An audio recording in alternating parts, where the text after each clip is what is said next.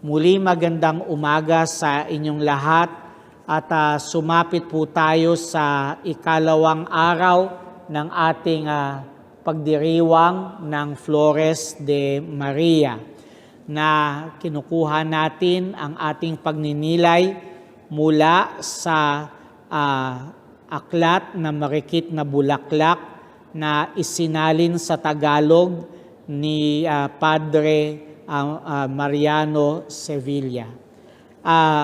Natapos na natin, naialay na natin yung una nating bulaklak, yung pagdarasal ng isang bahagi ng banal na rosaryo para sa araw na ito. Ngayon naman ay tingnan natin ang assignment natin sa araw na ito, May 2. Okay, ang ikalawang bulaklak na iaalay natin sa mahal na Birhen ay ito. Magpamisa o kaya ay magsimba para sa mga kaluluwa sa purgatorio na noong nabubuhay ay isang deboto ng mahal na Birheng Maria. Okay, so mamaya sa mga online masses ninyo na dadaluhan natin, ang intensyon natin sa online mass sa araw na ito ay ang mga kaluluwa sa purgatorio. Lalong-lalo na ang mga dati-rati ay deboto ng mahal na Birhen nung sila ay nabubuhay pa dito sa lupa. Okay? So yun yung gawain natin, yung ikalawang bulaklak na siyang assignment natin para sa araw na ito. Okay po? Sige.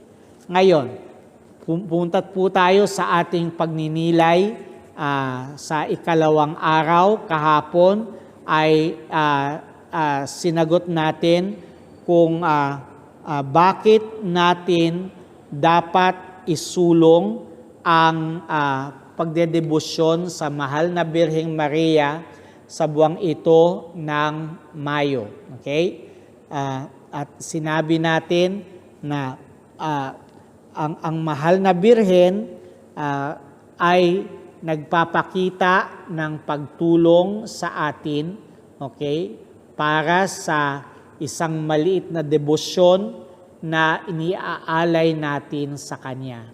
Maraming mga taong makasalanan ang nailigtas mula sa kapahamakan ng kaluluwa dahil minsan sa buhay nila, sila ay nagdasal ng banal na rosaryo. Huwag po nating kalilimutan yung sabi ni Padre Sevilla na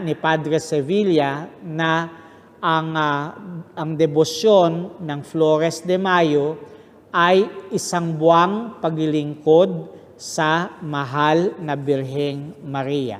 Okay po? So, ngayon ay pagninilayan natin ang tungkol sa pagkakamit ng walang hanggang kaluwalhatian sa langit. So, ang tanong dito, ang unang tanong ay, bakit nga ba ako nandito sa ibabaw ng lupa?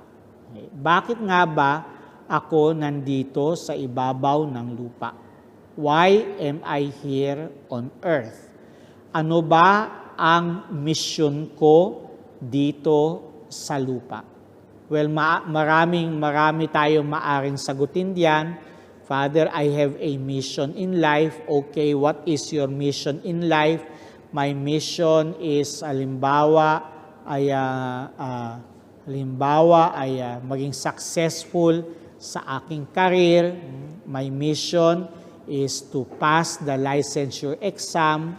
My mission is to become a professional. Okay?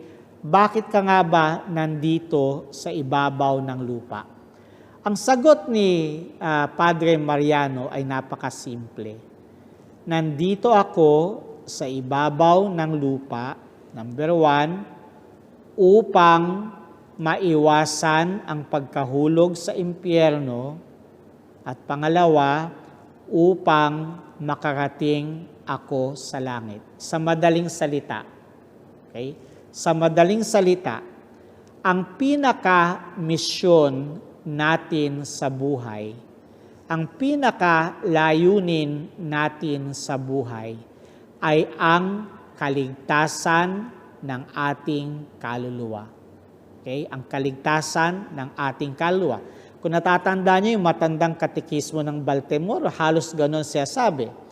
Bakit ako nilikha ng Diyos? Nilikha ako ng Diyos upang makilala ko siya, ibigin ko ang Panginoon, paglingkuran ko siya, at maging maligaya sa piling ng Diyos nang walang hanggan sa langit. Okay? So, medyo nagkakatugma ang sinasabi ng lumang katekismo at yung sinasabi ni Padre Sevilla. Okay? Ang layunin ko, my very purpose on earth is to avoid hell and to enter into heaven. Sa makabagong pandinig, parang napaka-selfish naman, Father. Kasi isipin mo, pansarili mong kaligtasan ang iisipin mo. Pero kung iisipin mo din naman,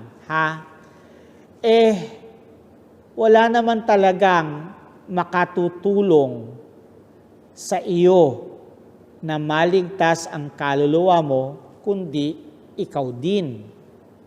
Di ba? Kahit na halimbawa, ang lola mo ay apostolada ng panalangin, at ang nanay mo ay BEC leader, okay? Kahit na taong simbahan pa ang lahat ng mga miyembro ng iyong pamilya, kung ikaw ay hindi mo pinaglalaanan ng iyong panahon ang pagpapakabanal dito sa lupa, hindi ka may sasalba ng pagiging apostolada ng panalangin ng lola mo. Hindi kayo may sasalba ng pagiging lingkod simbahan ng lahat ng mga kamag-anak mo. Kasi in the end, ang iyong tugon sa biyaya ng Diyos ang siyang pagbabatayan ng iyong kaligtasan o ng iyong kapahamakan. Okay? Kaya nga, walang sino man talaga ang makatutulong sa iyo. Kung tutuusin, walang sino mang ibang makakatulong sa iyo na maligtas ang iyong kaluluwa kundi ikaw. Kasi tayo, individually and personally, we must cooperate with the grace of God. Okay? So, yun ang sabi ni Padre Sevilla, no? Naiintindihan mo ba ito? Na sa mundo, ang aking pananagutan ay ang number 1, maligtas sa impyerno, at number 2, umakyat sa langit. Meron ako minsan nakita sa Facebook, ang ganda ng pagkakasabi. Sabi niya, our objective in life is not only to avoid sin, but also to increase in grace. Ang pinakalayunin natin sa buhay ay hindi lamang ang umiwas sa kasalanan, kundi ang umunlad sa kabanalan din. Sa tingin mo ba yung pagsasaya, yung pagkain, yung pananamit, pagpapahinga hindi galing sa pagkakasala? Sa tingin mo ba na yung pagiging makamundo natin ang magliligtas sa atin sa impyerno at magkakamit ng kaluwalhatian sa langit? At binabanggit niya dito at natatandaan ko, sabi ng Panginoon ano ba ang makukuha mo kung maangkin mo man ang buong mundo, ngunit mawala mo naman ang iyong kaluluwa? What profit does a man make if he gains the whole world and loses his soul in the process? And when you lose your soul, okay, kapag nawala mo ang kaluluwa mo, what can you give to get it back? Ano ang maibibigay mo upang makuha mo ito muli? Kaya ang tanong niya ano bang mahihita mo kung makuha mo ang kapangyarihan, okay, ang lahat-lahat ng maibigan dito sa lupa, pero sa kahuli-hulihan ay mapahamak ka naman at mahulog ka naman sa impyerno. Kaya ang tanong niya, mga hari, mga emperador, mga pilosopo, mga marurunong, mga may pinag-aralan, anong pakinabang ninyo ngayon sa inyong kapangyarihan at karunungan kung ang kaluluwa naman ay di mo matutunang iligtas mula sa impyerno? Okay? Kaya nga,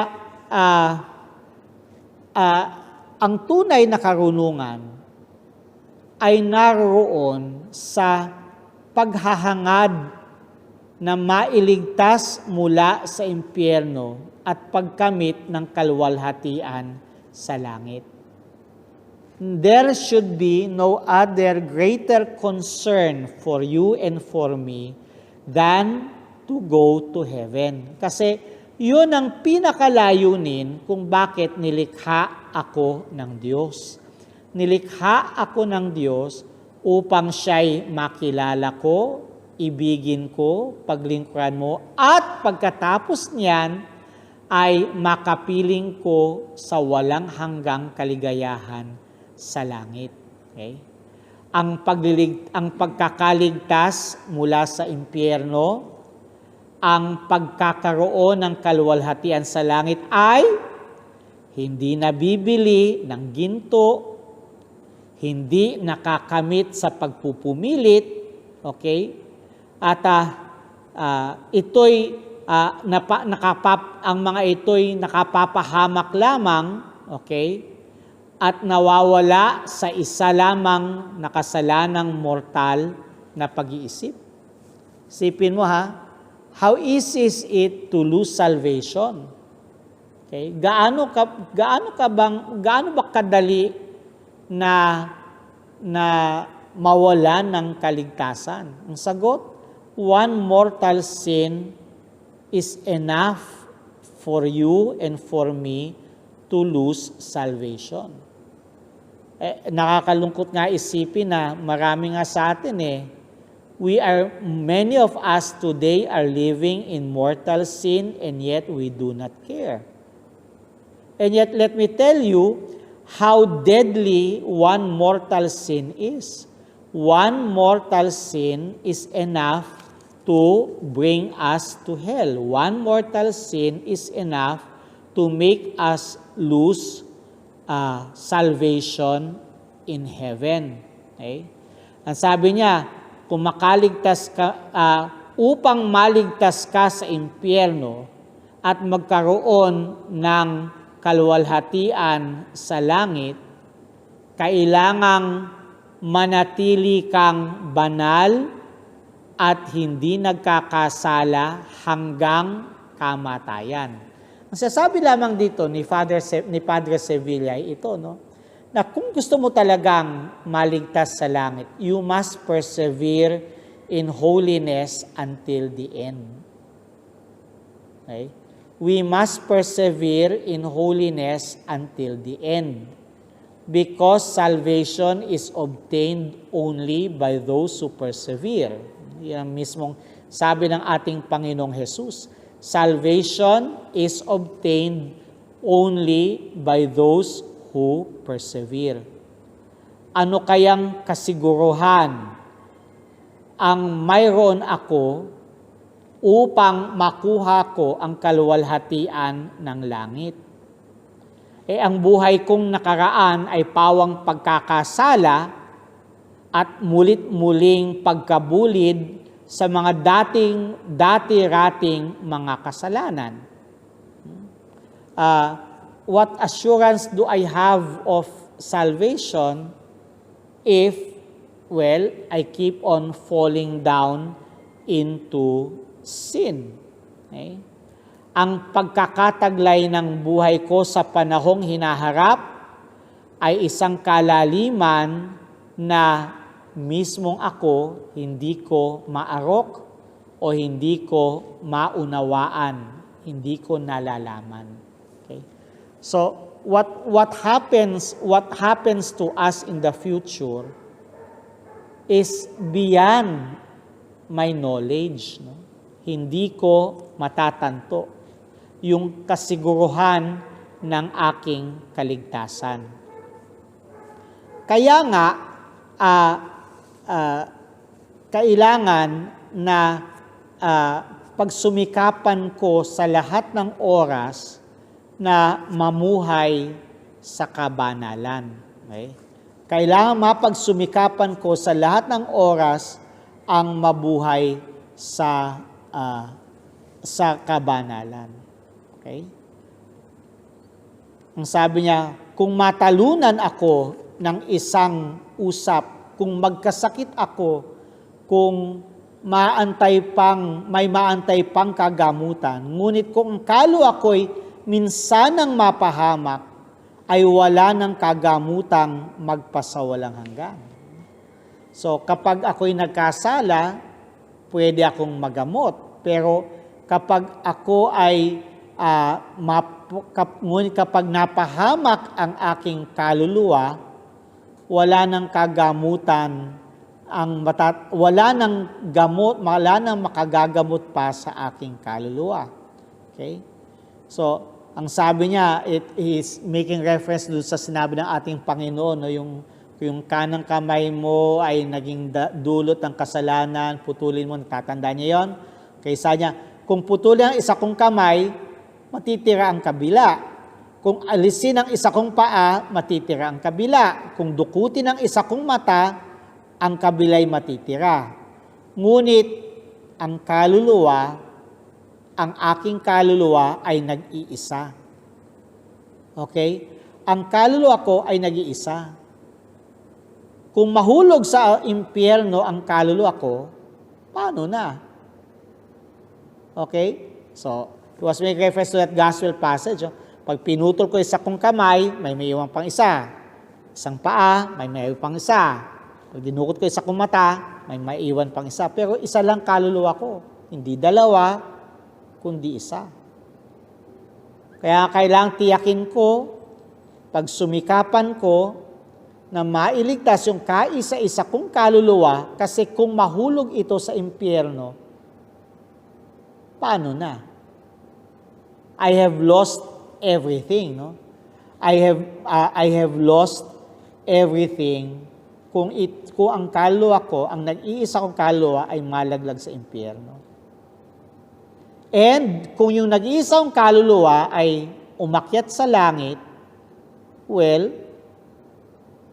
I gain everything. Okay? I gain everything. Kaya mabubuhay akong tahimik, bagamat kapag maliligtas sa impyerno ang aking kaluluwa, kung sa oras na ito ako'y mamatay.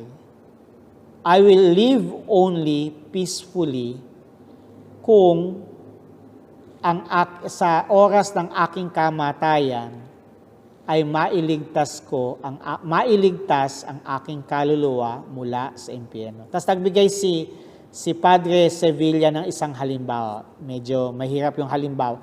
Alam nyo, napakahirap basahin to kasi yung Tagalog niya, ibang-iba talaga sa Tagalog natin eh. Talagang paulit-ulit kung dapat basahin bago ko maintindihan yung isang pangungusap. Okay? So, ang sabi ni Padre Sevilla, hindi nakakapagtaka na tulungan ng mahal na birhen ang kanyang mga deboto. Okay? Hindi nakakapagtaka na tulungan ng mahal na birhen ang kanyang mga deboto. Lalo kita ngayong Sabado. Natatanda niya isa sa mga di umano'y pangako ng mahal na birhen sa mga magsusuot ng eskapularyong kayumanggi, yung brown scapular.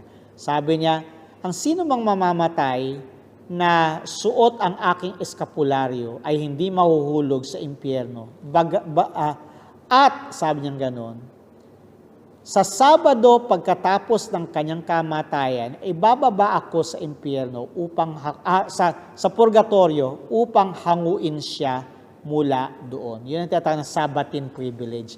Ngayon ay Sabado.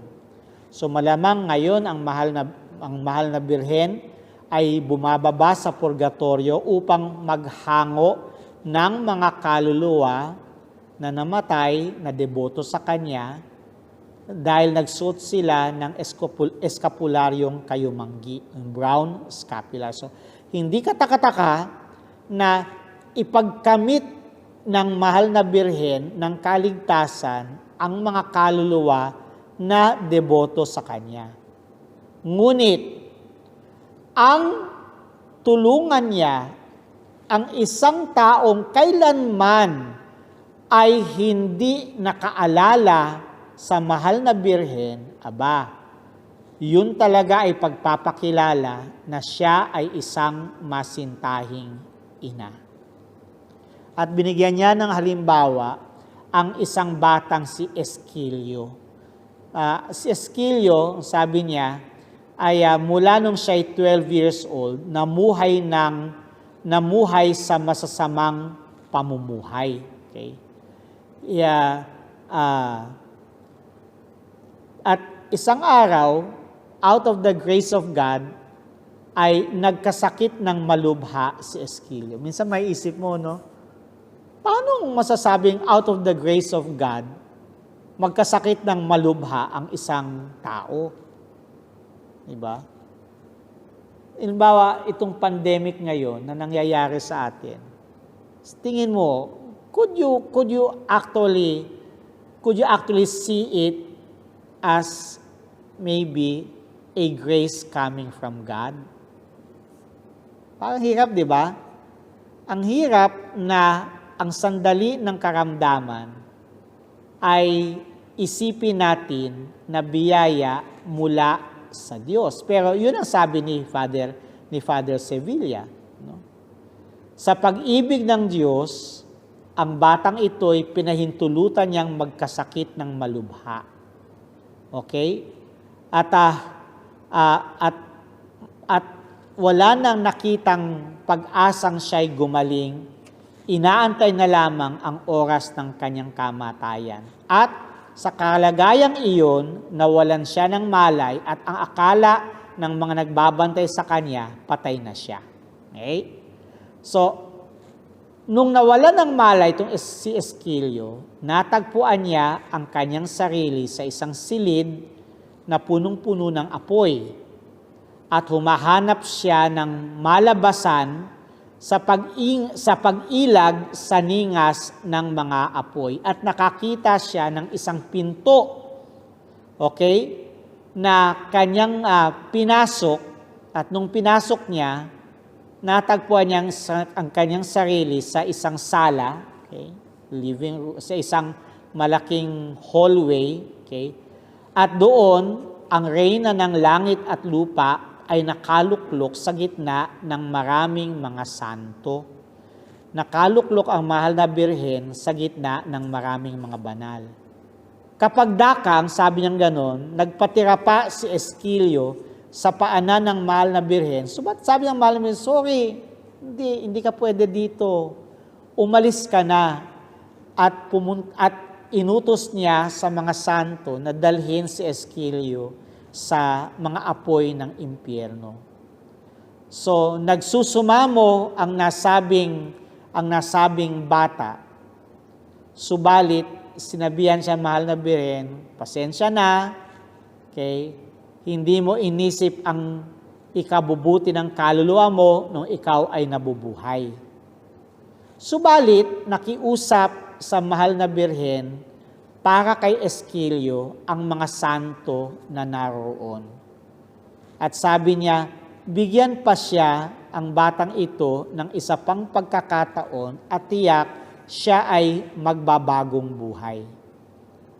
At dito lumapit ang mahal na birhen at ibinulong niya sa bata na papawiin ang lahat ng kanyang makasalanan kung sa paggising niya, siya ay magkukumpisal ng isang magandang kumpisal sa pari at tuparin ang pangako na hindi na siya babalik pa sa dati niyang pamumuhay, sa dati niyang makasalanang pamumuhay. At biglang nagising si Esquilio at gumaling sa kanyang sakit. At nung siya'y gumaling sa kanyang sakit, siya'y nagkumpisal ng kanyang kasalanan sa pari.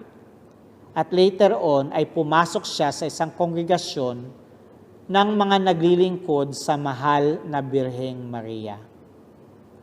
Naisulong niya ng malaki ang kabanalan ng kanyang kaluluwa. Kaya nung siya'y namatay, di kalaunan, siya ay pumasok sa langit. Okay? So, tagubilin para sa araw na ito. Okay? Assignment natin ay dumalaw sa anumang larawan ng mahal na Birhen at idalangin nating mataos sa kalooban na iligtas niya tayo sa mga kaluluwa, iligtas niya tayo sa mga apoy ng impyerno. Ang hakulatorya. Ang hakulatorya ay maiksing panalangin na sa buong maghapon ay mayat-mayat nating sasambitin. Ang panalangin ay, Salvame Domina, salvame. Okay? Ang ibig sabihin nun, iligtas mo ako, o mahal na ina, iligtas mo ako sa impyerno. Okay? Iligtas mo ako, mahal na ina, iligtas mo ako sa impyerno. Manalangin tayo.